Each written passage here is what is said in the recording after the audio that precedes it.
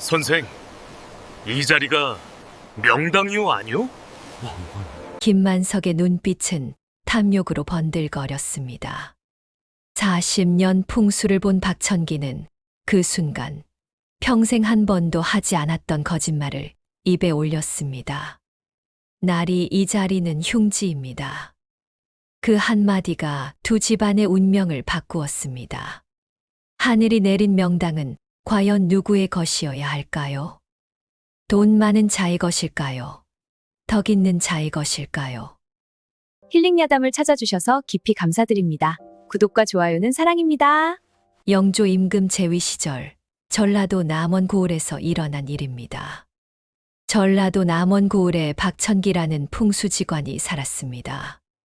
그는 젊은 시절 지리산 자락을 떠돌며 명당의 이치를 깨우쳐 땅의 기운을 잇는 데 있어서는 호남 제일이라 불렸지요. 박천기에게는 오랜 벗이 하나 있었는데 바로 이정민이라는 선비였습니다. 이정민은 어려서부터 학문에 뛰어났으나 가문이 미천하고 가난하여 과거에 응시할 형편도 못 되었습니다. 그는 마을 서당에서 아이들을 가르치며 근근히 생계를 이어갔지요. 이정민의 인품은 훌륭해서 가난한 아이들에게는 그를 무료로 가르쳤고 이웃이 어려움에 처하면 자신의 끼니를 걸으면서도 도왔습니다. 한겨울 눈 내리는 날 굶주린 거지가 찾아오면 자신의 속옷을 벗어주기도 했지요. 그러나 세상은 그를 알아주지 않았습니다. 고을의 양반들은 그를 가난뱅이 훈장이라 부르며 업신여겼고 부자들은 그의 청렴함을 어리석음이라 비웃었습니다. 그의 아내는 고된 삶 속에서 병을 얻어 일찍 세상을 떠났고 세 아들은 아버지만큼 총명했으나 가난 때문에 열심히 공부해 놓은 것으로 과거를 응시해 볼 기회조차도 가져볼 수 없었습니다. 어느 추운 겨울날 박천기는 이정민의 허름한 초가를 찾았습니다. 방 안에는 불을 떼지 못해 입김이 하얗게 나왔고 삼형제는 낡은 옷을 껴입고 책을 읽고 있었습니다. 형님, 이러시면 어찌하십니까? 이제 서리가 내리는데. 이정민은 빙그레 웃으며 말했습니다. 여복의 천기, 자네도 아는 일 아닌가? 나는 이렇게 사는 것이 편하네. 벗들과 함께 글을 읽고 아이들을 가르치고 이웃을 돕는 것이 내 낙이라네. 하지만 자제분들이 박천기가 말끝을 흐리자 이정민이 세 아들을 바라보며 말했습니다. 이 녀석들은 아비를 닮아 가난해도 불평하지 않네. 오히려 더 열심히 공부하여 훗날 백성을 위해 쓰이는 사람이 되겠다고 포부를 밝히며 지내고 있지. 장남 이동욱이 고개를 들고 말했습니다. 아버님, 저희는 괜찮습니다. 다만 아버님께서 추위에 병이라도 나실까 걱정될 따름입니다. 박천기는 가슴이 먹먹했습니다. 이처럼 덕 있는 집안이 가난해 허덕이는 것이 천리 티엔리에 맞는 일인가. 그날 밤 박천기는 잠을 이루지 못하고 깊은 생각에 잠겼습니다. 형님 같은 분이야말로 명당의 기운을 받아야 할 사람이 아닌가. 하늘이시여, 어찌 방도가 없겠습니까? 며칠 후 박천기는 남원 부호 김만석의 부름을 받았습니다. 김만석은 대대로 전답을 모아 재산을 불린 인물이었으나 마음씨는 고두쇠에 간악하기로 소문났습니다. 소작인들에게는 가혹한 지대를 받아내면서도 흉년이 들면 손가락 하나 까딱하지 않고 들어앉아 이웃이 곤경에 처해도 냉담하게 외면하는 자였지요. 박 선생, 그대의 안목을 믿고 이리 청했소. 나의 선산을 보아주시오. 김만석은 박천기를 이끌고 고을 북쪽 산자락으로 향했습니다. 얼마를 걸었을까 박천기의 눈앞에 기이한 풍광이 펼쳐졌습니다. 좌청룡 우백호가 완벽하게 감싸 안고 안산은 단정하게 예를 갖췄으며 물줄기는 굽이쳐 흐르되 재물을 모으는 형국이었습니다. 이런 명당이 세상에 박천기는 속으로 놀라움을 감추었습니다. 40년 풍수를 보아왔지만 이처럼 완벽한 자리는 처음이었습니다. 이곳에 선조를 모시면 3대가 벼슬에 올라 부귀영화를 누릴 터였지요. 그런데 문제가 있었습니다. 김만석의 조상묘가 이미 그곳에 자리하고 있었던 것입니다. 선생, 어떠하오? 이 자리가 명당이오? 김만석의 눈빛에는 욕심이 가득했습니다. 박천기는 그 눈빛을 보는 순간 번뜩이는 생각이 떠올랐습니다. 저런 자가 이 명당을 차지하면 후손들이 더욱 교만해져 백성들을 괴롭힐 것이다. 하지만 만약 이 자리를 이정민 형님께 드릴 수 있다면. 박천기는 심각한 표정을 지으며 땅을 살폈습니다. 나침반을 이리저리 돌리고 흙을 만져보고 물길을 따라 걸어보았습니다. 김만석은 조급하게 기다렸습니다. 한참 만에 박천기가 깊은 한숨을 쉬며 말했습니다. 날이 큰일입니다. 무슨 큰일이란 말이오? 이 자리는 역천열이라 하여 땅의 기운이 거꾸로 흐르는 흉지입니다. 김만석의 얼굴이 창백해졌습니다. 흉지라니, 그게 무슨 말이오? 박천기는 심각한 목소리로 계속했습니다. 보십시오. 좌청룡과 우백호가 감싸고 있는 것처럼 보이지만 사실은 목을 조르는 형상입니다. 안산이 단정해 보이지만 사실은 칼날처럼 기운을 끊어버리는 형국입니다. 물줄기가 재물을 모으는 것 같지만 실은 자손의 생기를 빼앗아 가는 형태입니다. 그럼 어찌 된단 말이오? 이런 자리에 선조를 모시면 당장 10년은 좋아 보이나 20년이 지나면 자손에게 큰 재앙이 닥칩니다. 집안이 몰락하고 자식이 병들고 재산이 흩어집니다. 김만석은 바들바들 떨었습니다. 그럼 어찌해야 하오? 박천기는 잠시 생각하는 척 하다가 말했습니다. 2가지 방법이 있습니다. 첫째는 이곳을 팔아버리시는 것입니다. 다른 사람에게 넘기고 나리는 새로운 명당을 찾으시는 것이지요. 팔다니 선산을 팔라는 말이오? 둘째는 막대한 비용을 들여 땅의 기운을 돌리는 것입니다. 돌을 쌓고 물기를 바꾸고 나무를 심어야 하는데 아마 1000냥은 들어갈 것입니다. 김만석의 얼굴이 일그러졌습니다. 1000냥이라는 거금을 드리는 것도 싫었지만 그렇게 해도 완전히 흉을 막을 수 있을지 확신할 수 없었습니다. 선생, 만약 이 땅을 판다면 누가 사겠소? 흉지라는데. 박천기는 슬쩍 말했습니다. 풍수를 모르는 사람이라면 살 수도 있습니다. 보기에는 경치가 아름답고 물이 좋으니까요. 다만 헐값에 팔아야 할 것입니다. 흉지임을 숨기고 팔다가 나중에 문제가 생기면 송사가 날 수 있으니까요. 김만석은 깊은 고민에 빠졌습니다. 1000냥을 들여 불확실한 공사를 하느니 차라리 헐값에라도 팔고 새로운 명당을 찾는 편이 나을 것 같았습니다. 선생, 그럼 얼마나 헐하게 팔아야 하겠소? 박천기는 속으로 계산을 했습니다. 저 땅의 실제 가치는 500냥은 될 터였습니다. 하지만 흉지라는 소문이 나면 200냥 정도면 살 사람이 있을 것입니다. 이 200냥이라니 그건 너무 헐한 것 아니오? 날이 흉지를 비싸게 팔려 하시면 평생 못 파십니다. 그 사이 흉기가 쌓여 자손들이 해를 입습니다. 빨리 처분하시는 것이 상책입니다. 김만석은 며칠을 고민하다가 결국 박천기를 다시 불렀습니다. 좋소. 200냥의 발갯소. 선생이 사람을 구해주시오. 박천기는 김만석과 헤어진 후 집으로 돌아와 깊은 생각에 잠겼습니다. 200냥은 자신이 평생 모은 돈으로도 어려운 금액이었습니다.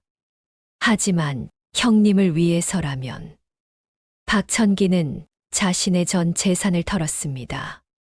젊은 시절부터 풍수를 보며 모은 돈, 아내가 남긴 장신구, 그리고 집 한 채를 담보로 잡혀 돈을 빌렸습니다. 겨우 200냥을 마련한 박천기는 김만석을 찾아갔습니다. 날이 제가 그 땅을 사겠습니다. 김만석은 놀란 표정을 지었습니다.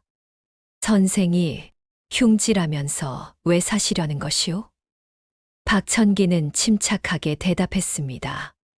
제게는 그 땅이 필요합니다. 경치가 좋고 물이 맑으니 노후에 조그만 농막을 짓고 살려고 합니다. 저는 자식도 없고 벼슬을 바라지도 않으니 흉지라 해도 상관없습니다. 허나 선생, 그래도 흉지인데 나리께서 염려하시는 것은 자손의 번영 아니십니까? 저는 그런 것을 바라지 않으니 괜찮습니다. 게다가 제가 풍수를 아니 흉을 피하는 방법도 알고 있습니다. 김만석은 의심스러운 눈초리로 박천기를 바라보았습니다. 정말 그뿐이요? 그렇습니다. 200냥 제가 바로 준비하겠습니다. 결국 땅 문서가 박천기에게 넘어갔습니다. 김만석은 속으로 흉지를 200냥에 팔다니 잘된 일이라고 생각했고, 박천기는 형님께 드릴 명당을 얻었다며 기뻐했습니다. 땅을 산 다음 날, 박천기는 이정민을 찾아갔습니다. 여전히 추운 방에서 책을 읽고 있는 이정민을 보며 박천기는 마음이 뭉클했습니다. 형님, 제게 좋은 소식이 있습니다. 무슨 소식인가? 제가 고을 북쪽에 좋은 땅을 하나 샀습니다. 자네가 무슨 일로? 박천기는 미소를 지으며 말했습니다. 그 땅을 형님께 드리려고 합니다. 이정민은 깜짝 놀라 손을 내저었습니다. 아니, 그게 무슨 말인가?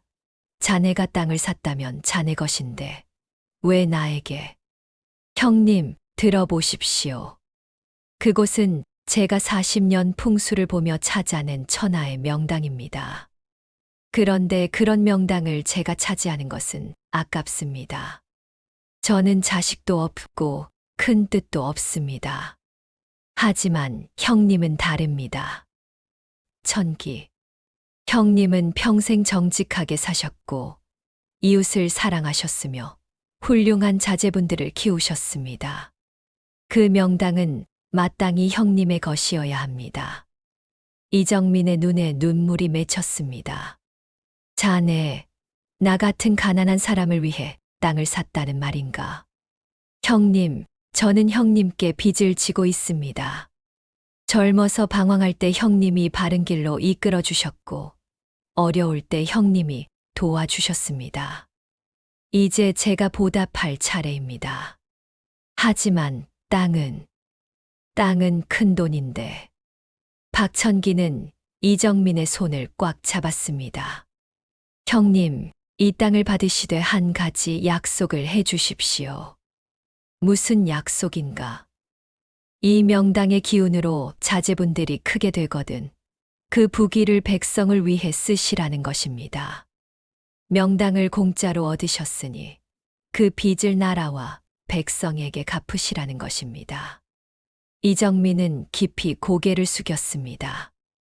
천기, 자네의 은혜는 평생 잊지 않겠네. 그리고 자네가 말한 약속 반드시 지키겠네. 그해 봄, 이정민은 선친의 묘를 박천기가 준 땅으로 이장했습니다. 박천기가 직접 자리를 잡아주고 길이를 택했습니다. 이장을 마친 후 이정민은 박천기에게 거듭 감사를 표했습니다. 박천기, 정말 고맙네. 이 은혜를 어찌 갚아야 할지. 형님, 은혜를 갚을 필요 없습니다. 다만 자제분들이 훌륭하게 자라 백성을 위해 일하는 것을 보는 것이 제 보답입니다. 그해 가을부터 신묘한 일이 일어나기 시작했습니다. 장남 이동욱이 생원시에 합격했고, 이듬해에는 차남 이동철이 진사시에 합격했습니다. 막내 이동주는 고을에서 신동으로 소문이 났습니다. 이정민은 놀라움을 금치 못했습니다. 아들들이 총명한 것은 알았지만 이렇게 빠르게 성공할 줄은 몰랐습니다.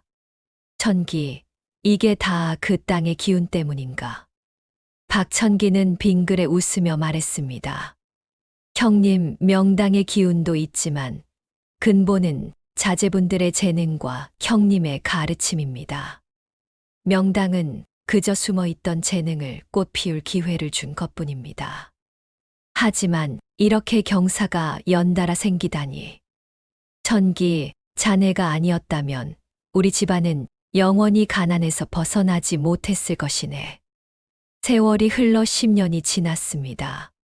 이동욱은 문과에 급제하여 홍문관 수찬이 되었고, 이동철은 사헌부 지평이 되었으며, 이동주는 승문원 교리가 되었습니다.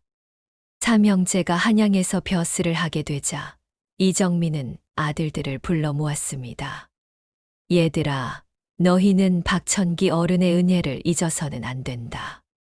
아버님, 저희가 어찌 잊겠습니까? 이동욱이 말했습니다. 박 어른께서는 우리 집안에 명당을 주시며 한 가지 약속을 받으셨다. 그 부귀를 백성을 위해 쓰라는 것이었다. 너희는 이 약속을 반드시 지켜야 한다. 명심하겠습니다, 아버님. 이동욱은 홍문관에서 일하며 탐관오리를 탄핵하는 상소를 올렸습니다. 백성의 고혈을 빨아먹는 관리들을 파직시켜 백성의 부담을 덜어주었지요.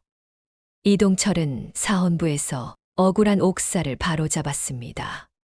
권력자들의 횡포로 억울하게 옥에 갇힌 백성들을 풀어주고 정의를 바로 세웠습니다.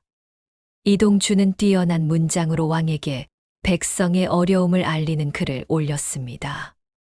흉년이 들면 진유를 청하고 부역이 과하면 완화를 요청했습니다. 삼형제의 명성은 조정에 자자했고 백성들은 이씨 삼형제라 부르며 칭송했습니다.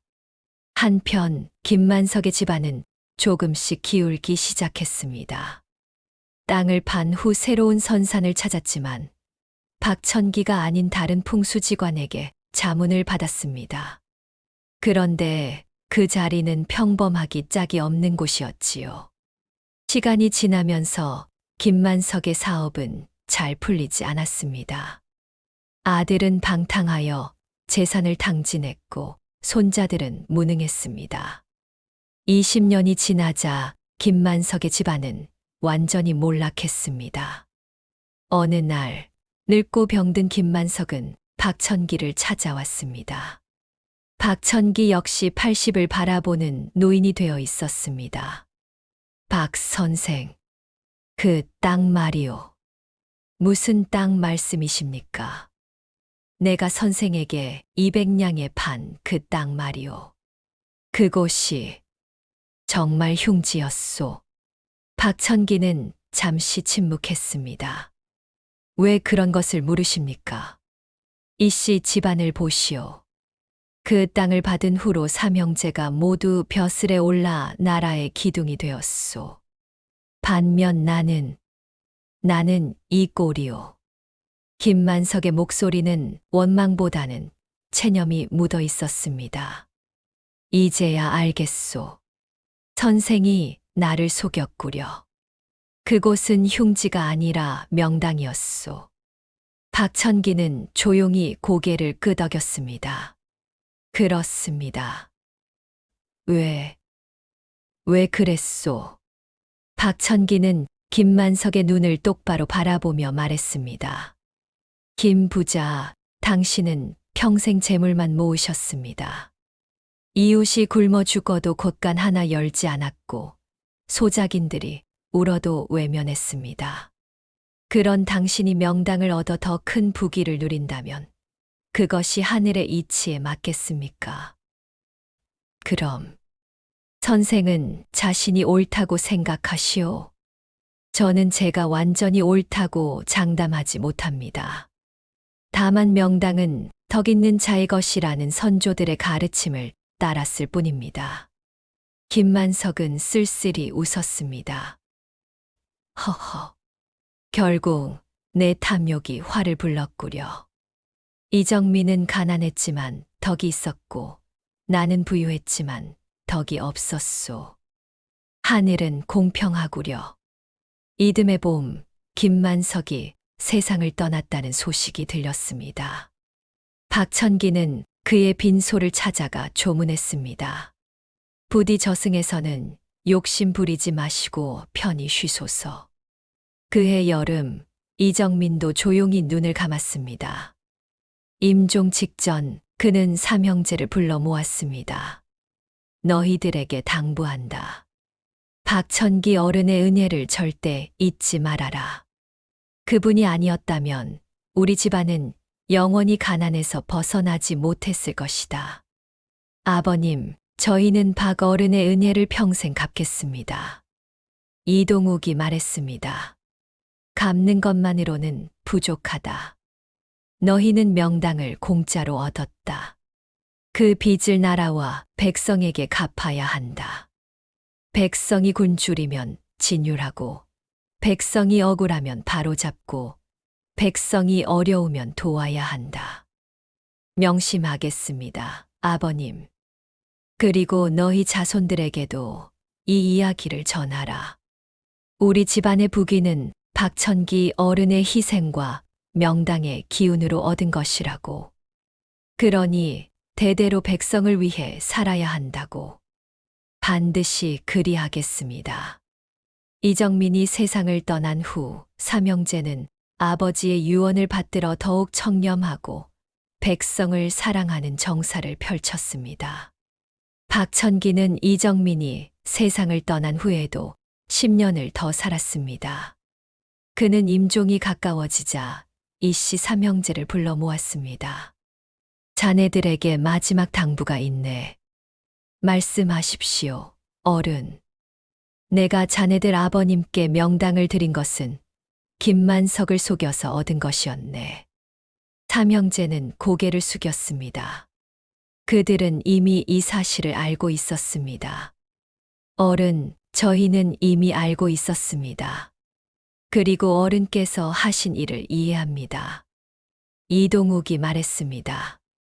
어른께서는 저희 집안에 명당만 주신 것이 아닙니다. 책임도 함께 주셨습니다. 명당을 공짜로 받았으니 그 빚을 백성에게 갚으라는 책임 말입니다. 그렇다네. 명당은 공짜가 아니라네. 그 기운을 받는 만큼 세상에 빚을 지는 것이지. 이동철이 말했습니다. 어른, 저희는 그 빚을 평생 갚겠습니다. 그리고 저희 자손들에게도 이 책임을 물려주겠습니다. 이동주가 덧붙였습니다. 어른, 저희는 어른께서 저희 집안에 주신 것이 땅이 아니라 가르침이라고 생각합니다. 덕 있는 자가 복을 받아야 하고 복을 받은 자는 그것을 세상과 나누어야 한다는 가르침 말입니다. 박천기는 눈물을 흘리며 고개를 끄덕였습니다. 고맙네. 자네들이 그렇게 생각해 준다니. 나는 평생 한 번 거짓을 말했네. 하지만 그 거짓이 이렇게 좋은 결과를 낳았으니 하늘이 용서해 주시리라 믿네. 어른께서는 거짓을 말하신 것이 아닙니다. 진실을 다른 방식으로 말씀하신 것입니다. 김만석에게 그 땅은 정말로 흉지였습니다. 그의 탐욕으로는 그 기운을 감당할 수 없었으니까요. 박천기는 평화로운 얼굴로 눈을 감았습니다. 박천기가 세상을 떠난 후 이 씨 집안은 대대로 번창했습니다. 삼형제의 후손들도 모두 학문에 뛰어나 벼슬길에 올랐고 청렴하고 백성을 사랑하는 정사로 명성을 이어갔습니다. 특히 이들은 가난하지만 재능 있는 젊은이들을 찾아 장학금을 주어 과거를 보게 했습니다. 또한 흉년이 들면 자신들의 재산을 털어 백성들을 구휼했고 억울한 일이 생기면 앞장서서 바로잡았습니다. 사람들은 물었습니다. 이 씨 집안은 왜 그렇게 백성을 위해 애쓰십니까? 그러면 이 씨 집안 사람들은 대답했습니다. 우리 집안은 명당을 공짜로 얻었습니다. 그 빚을 백성에게 갚는 것은 당연한 일입니다. 세월이 더 흘러 이동욱의 증손자가 좌의정에 올랐습니다. 그는 벼슬에 오른 후 첫 번째 일로 박천기의 묘소를 찾아가 제사를 지냈습니다. 박천기 어른, 저희 집안은 어른의 은혜를 대대로 기억하고 있습니다. 어른께서 증조붓게 주신 명당은 단순히 땅이 아니라 덕을 쌓고 백성을 사랑하라는 가르침이었습니다. 저희는 그 가르침을 따라 살고 있습니다. 그날 밤 그는 꿈을 꾸었습니다. 박천기와 이정민이 함께 나타나 빙그레 웃으며 말했습니다. 명당의 진정한 의미를 깨달았구나. 명당은 땅에 있는 것이 아니라 마음에 있는 것이니라. 덕을 쌓고 백성을 사랑하고 책임을 다하는 것, 그것이 진정한 명당이니라. 이 이야기는 후세에 전해져 사람들에게 많은 교훈을 주었습니다. 어떤 이는 박천기의 지혜를 칭송했습니다. 그는 속임수를 썼지만 그 결과는 세상을 이롭게 했다. 어떤 이는 이정민의 덕을 기렸습니다. 그는 가난했지만 덕이 있었기에 명당의 주인이 될 자격이 있었다. 어떤 이는 이 씨 집안의 책임감을 본받았습니다. 그들은 공짜로 얻은 명당의 빚을 백성에게 갚았다. 어떤 이는 김만석의 탐욕을 경계했습니다. 명당도 덕 없이는 소용없다. 그러나 가장 중요한 교훈은 이것이었습니다. 명당은 단순히 좋은 자리가 아닙니다. 그것은 책임을 동반하는 것입니다. 좋은 땅의 기운을 받는 만큼 그것을 세상과 나누어야 합니다. 공짜로 얻은 복은 공짜가 아닙니다. 그것은 빚입니다. 그 빚을 갚는 것이 진정한 덕입니다. 여러분은 어떻게 생각하십니까? 그리고 여러분이 만약 명당을 공짜로 얻는다면 그 빚을 어떻게 갚으시겠습니까? 시청해 주셔서 감사합니다.